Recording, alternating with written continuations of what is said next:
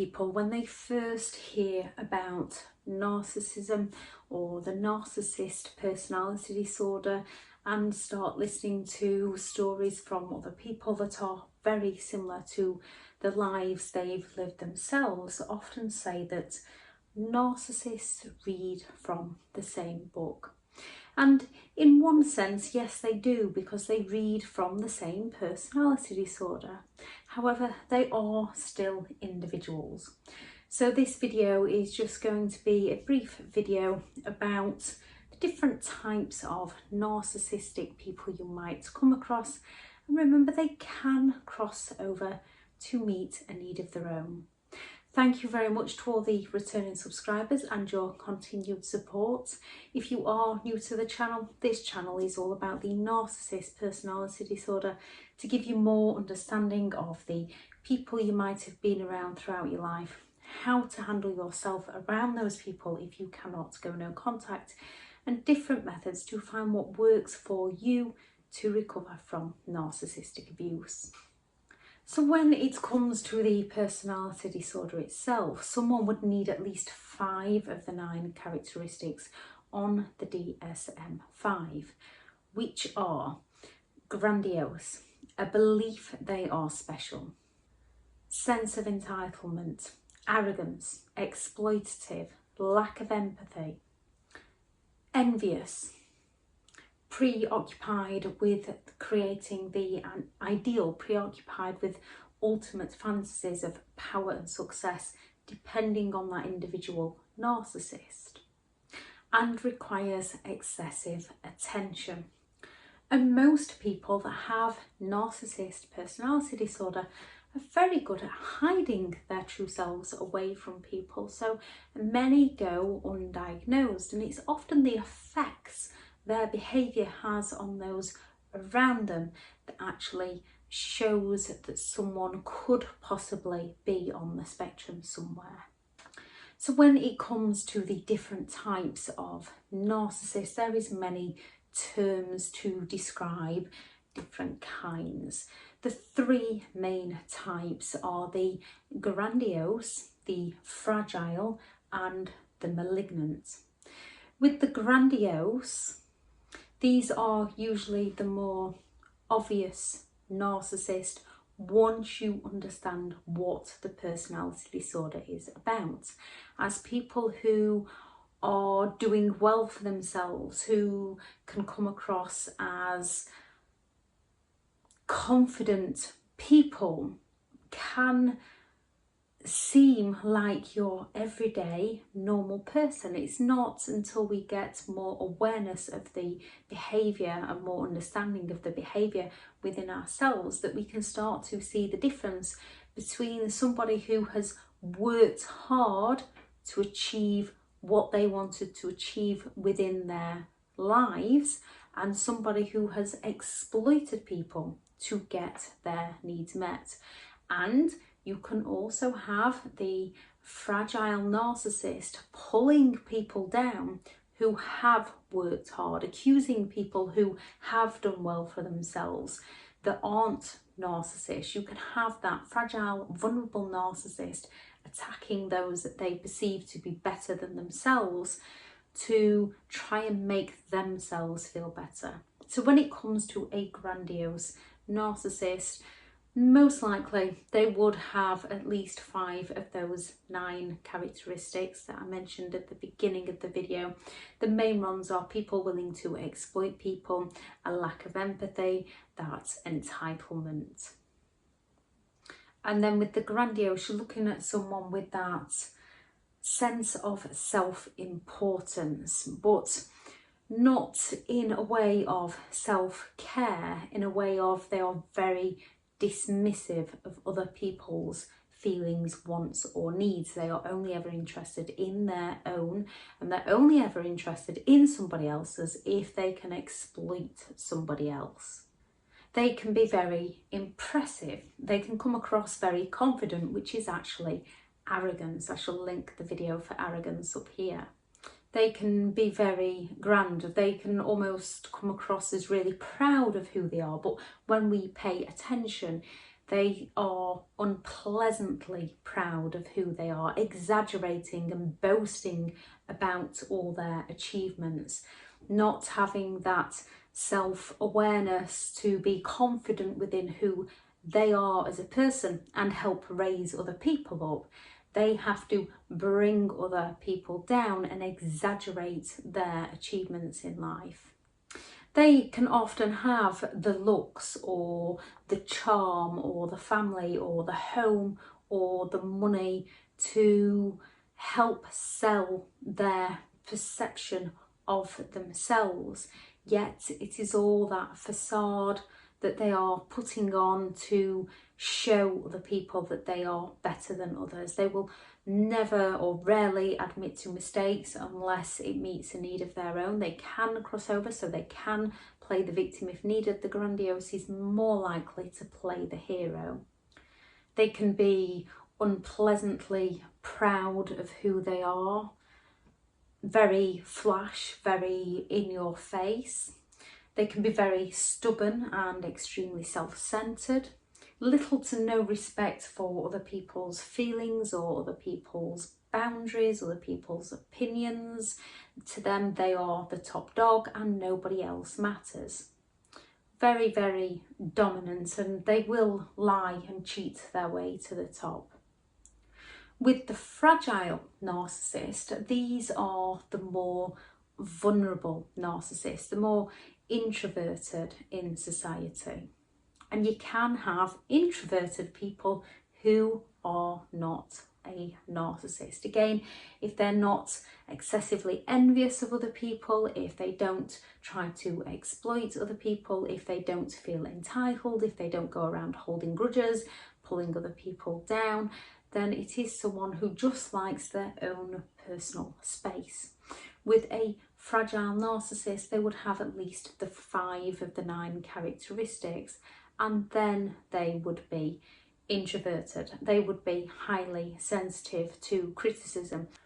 And victims of narcissistic abuse can be sensitive to criticism, often because of the emotional abuse that has been impacted on them in a toxic, negative way. It can affect people's brains.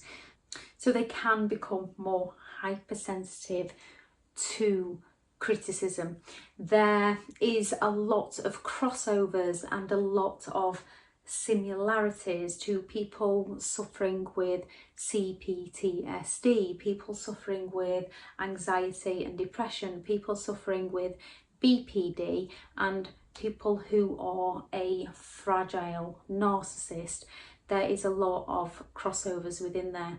Again, the thing that you are looking for is, can they genuinely empathise with other people, or are they all about self? So the fragile narcissist will more often than not play the victim, and this is when we do have to be careful, because a fragile narcissist can blame themselves, but blame themselves in a way to get other people to say, oh no, it wasn't you. No, don't worry about it. No, it's not your problem. No, it's not your fault. They are playing the victim to gain the attention, the admiration and the support that they require. They are not blaming themselves because they believe themselves to be the problem. They are blaming themselves to get attention. And again, we do have to be careful here, because a lot of people, when they speak out about the things that have happened to them, that are describing their stories to other people, aren't necessarily doing it because they are a narcissist. Some are explaining the things that have happened to them to help other people feel that they are not alone. And a lot of the times when people have been through a lot of different situations, to get it out of their headspace, they do actually need to talk about it. The fragile narcissist can be very, woe is me, the world is against me. Again, survivors of narcissistic abuse can also show similar traits. This is often why those who are survivors do actually think themselves to be a narcissist, because they may have behaved in one way or another around the narcissist in narcissistic ways. Again, if you can care for other people, if you don't take advantage of other people, if you are not always hypocritical. We can make mistakes, we can be hypocritical in life, but if you're not always the hypocrite, if it's not one rule for someone else and a different rule for you, if you don't think that you're above everybody else, if you don't think you're entitled to have everything your own way, you are not, or most likely you are not, a narcissist. If you try to help others, if you try to help other people, there's a good chance you're not. There is the communal narcissist. Again, they will show some of those, they would show at least 5 of those 9 characteristics. With the communal narcissist, they can be the church goer, they can be the one that's always helping out in the community and always helping everybody else out. And these are also very difficult to spot, because often the people around them think they are amazing, yet they, once they get in the home and take their mask off, they are a very, very different person. Someone who's community spirited would have a similar personality within all situations of their life. Yes, personalities, people can act slightly differently around other people. They can respect somebody for who they are and act. So, for example, somebody who swears and feels like they need to swear. Most people can swear. I swear. Most people can swear. Not everybody does. So somebody who swears a lot can then be around someone that doesn't approve of swearing. So they can rein their language in a bit to be respectful of the person they are around.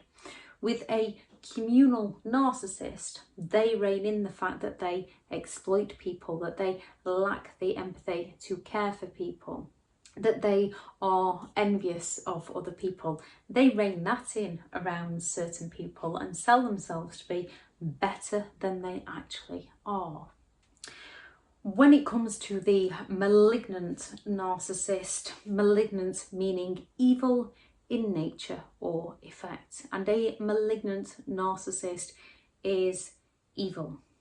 These are the ones you really do have to go no contact with and be extremely cautious around. The malignant has a lot of that superficial charm, yet they are relentlessly aggressive and extremely persuasive through aggression. The malignant narcissist often rules either through love or through fear. People either class them as that grandiose narcissist and think they are pretty amazing and extremely charming and look up to them and unwittingly enable the malignant narcissist behaviour, or people can fear the malignant narcissist and enable the malignant narcissist out of fear for what would happen to them if they didn't conform to the malignant narcissist demands. The malignant narcissist is very sadistic. They will deliberately cause pain, suffering and harm to other people. They often display a lot of antisocial behaviour, but because they've usually got the backing of the people who either love or fear them, they've got that grandiose charm that they believe they are entitled to just get away with it. The malignant narcissist has little to no empathy for the people, no remorse for the things they do. This is where you're crossing psychopaths. They are extremely envious of other people and often have those abrupt mood swings that actually put people in their place, that make people fawn to their behaviour. And then we have the subtypes, which are the overt Narcissist. The grandiose and the malignant and even the communal can be more overt, although the fragile can be overt if it meets a need of their own at that time. With their overt behaviours, they are more obvious in the things that they do. With that exaggerated sense of self and that grandiosity, they're going to be more in your face, explaining just how wonderful and amazing and brilliant they are, rather than being confident within their own abilities. They are preoccupied with themselves. They have that inflated ego and will happily boast about themselves, and they will also happily bring other people down.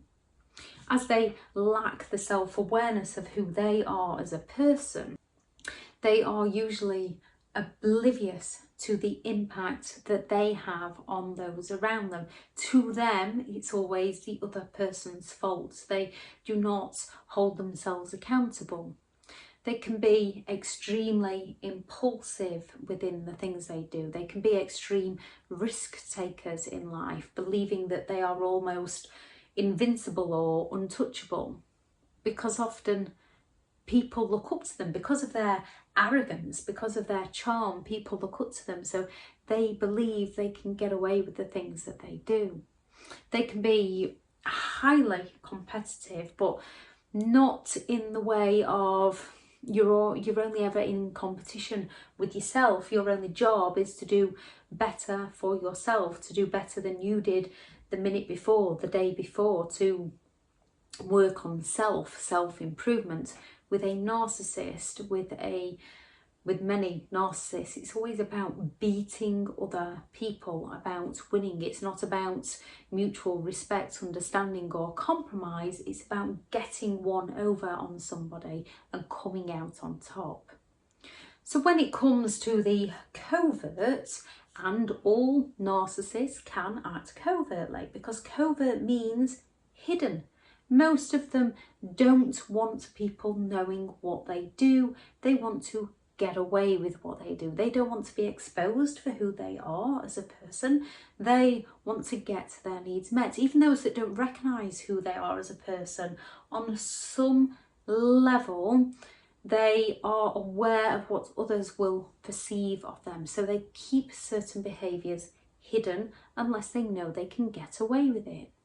The covert is often the introverted that plays the woe is me victim. Those hidden passive aggressive behaviours and those devaluation those devaluation comments where you're not quite sure whether they're putting you down. It's those backhanded compliments that you get from them when they say, oh, your hair looks better like that. So does my hair not usually look okay? Does it? They give those backhanded compliments where they are insulting you, but you're not quite sure whether they are insulting you or not. Coverts are often very sly with their behaviour. They are often very, narcissists are underhand. Coverts are extremely underhanded. They often get you, they do a lot of the guilt trips. They often get you to feel sorry for them and do your best to help them, not realising they're sinking you. Most narcissistic people do this on one level or another.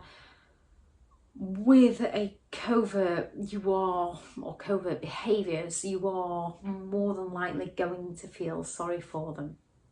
The somatic narcissist, or the somatic personality type. So these are the ones where the things like looks, power, success, figure, the car they drive, the home they own, the family, whatever it is to that individual person. It might be the gym goer. Not all gym goers are narcissistic.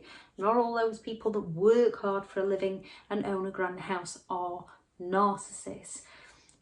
They do need those characteristics that I said at the beginning of the video to be classed as on the personality disorder.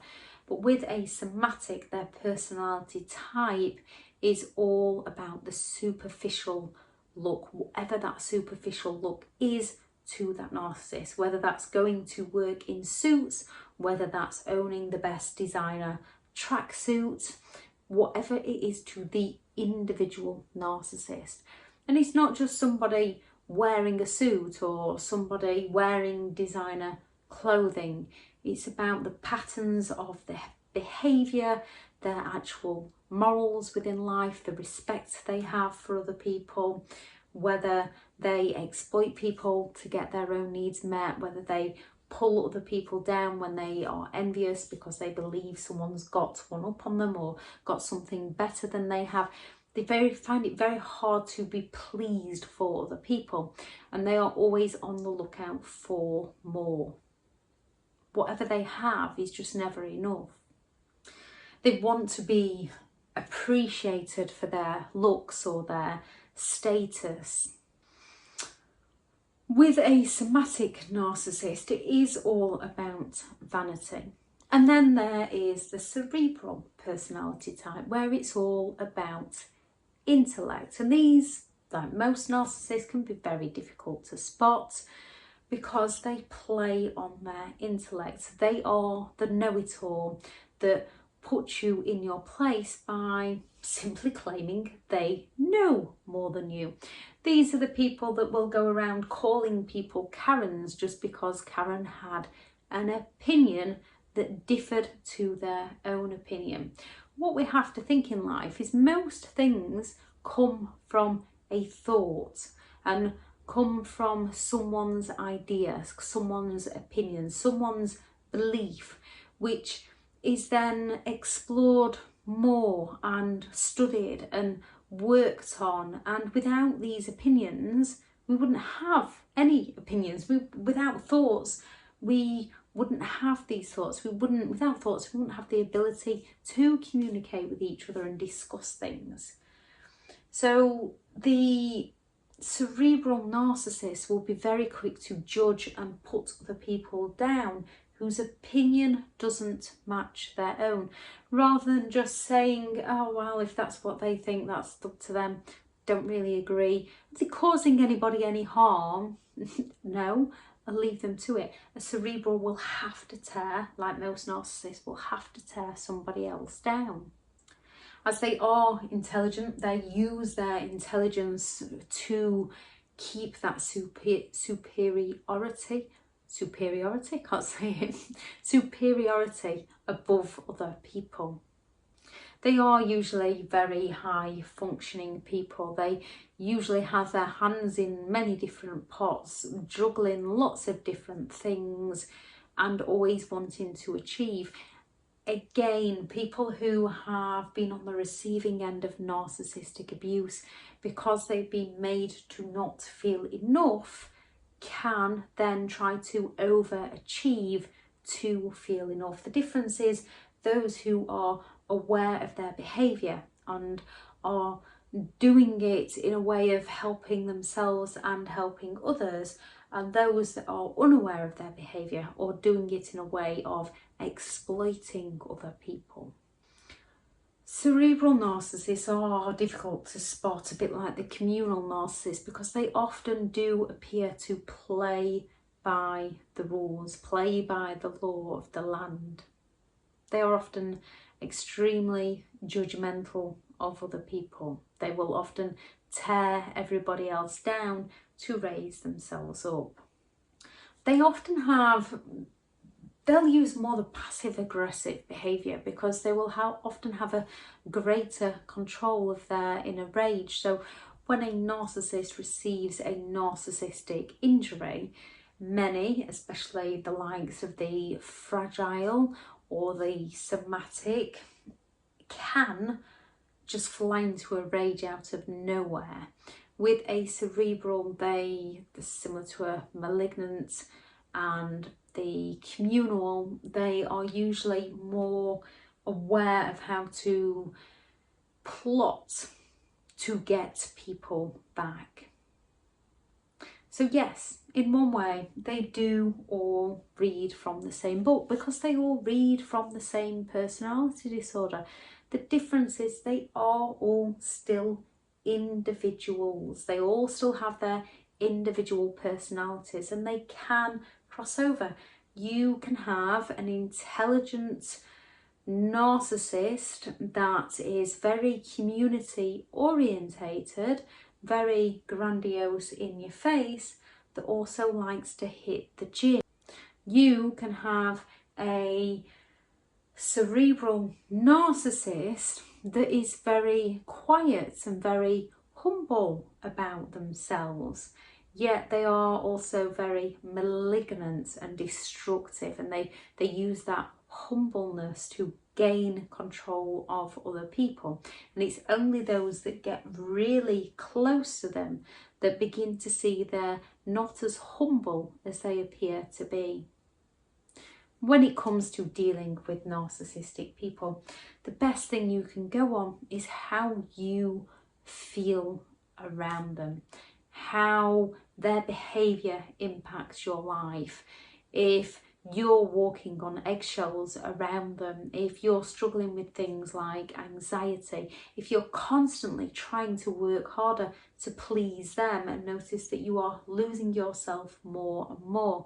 Abuse is abuse. So the first thing you have to define is what you are actually dealing with. The narcissist personality disorder is more to give people an understanding or an explanation of the things that they have been through. It is never to excuse somebody's mistreatment of you. Narcissist or not, abuse is abuse, and nobody deserves to be abused. There's lots of different terminology for the different types of personality types that a narcissist can be. Those that I have missed, because these are the ones that I tend to go on, there is more out there. So those that I've missed that you think other people might want to be more aware about, please do drop it into the comments, as it is all about building a community and helping each other out. Thank you very much for listening. I hope this has helped in some way. I shall link in the description the longer videos that explain more about each individual personality type. I shall also set up a playlist so it just runs. Thank you very much for listening. I hope you all have a lovely day. Bye.